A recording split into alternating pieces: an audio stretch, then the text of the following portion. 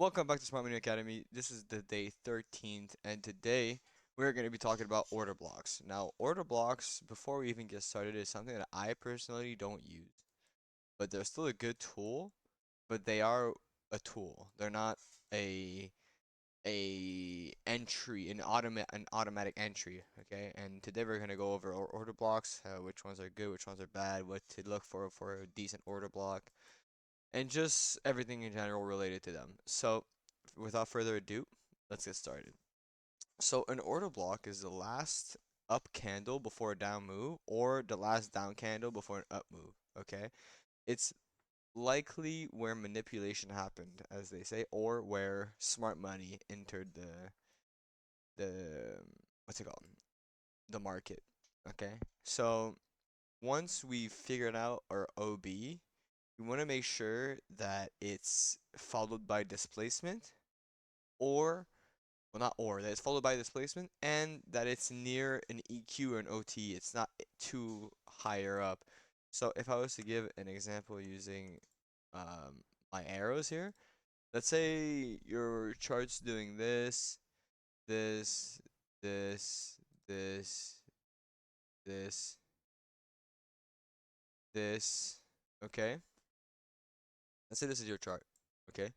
The OB technically would be here, right? So what you want is this right here, where when you put your fib, it goes past TQ and maybe even into OTE if it was like this, okay? If it was like this, right? This is a good OB. If it's like this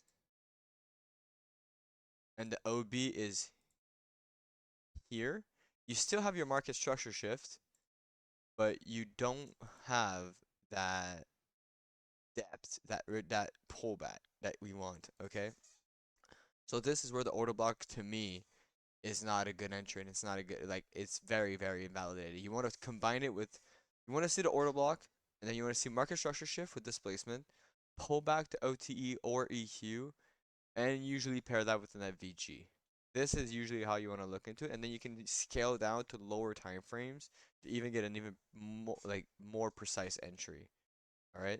So if I was to find one in the chart really, really quickly, I am going to do this quite fast, but here you have your up move, right?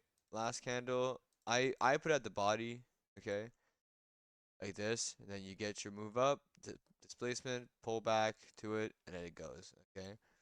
But it's not an exact science, and like I said, I don't use it. It's more of a confluence on top of your, it's like a last line of defense to me.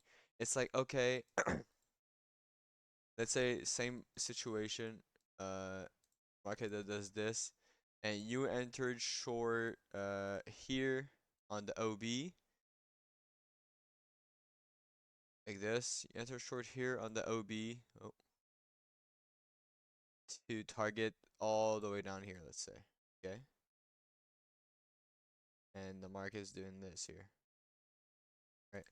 So if market was to start pulling back, right? The last line of defense between your entry and the high usually is the OB. So if it starts dilly-dallying here, you can maybe stay in, and then if it pushes through, you can get out type of thing. Like it's usually that's what pretty much what it is, right? The last line of defense before it goes to shit.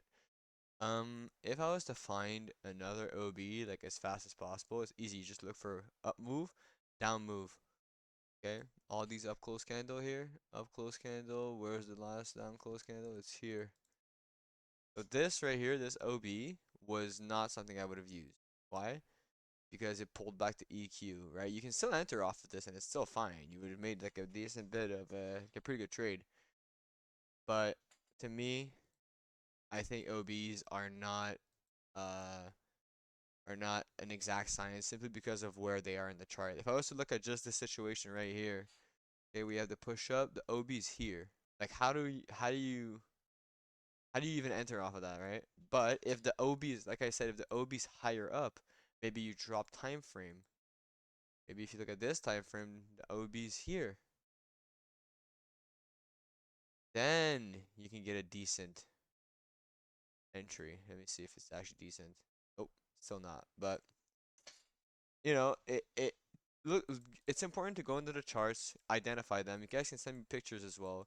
Try to see where they could be, what's going on here, and once you figure out what's going on, where they are, how to identify them, as they print, you can identify them and say, oh, this would be a good order block. If it pulls back to this, I could go long or I could go short, right?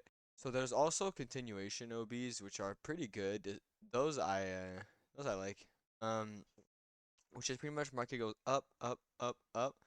Okay, but in the little move was up, there's moves down. So let's say I was to just come in here and just mark out the first one I'm looking at, which is up, down, up, down, up, down, up.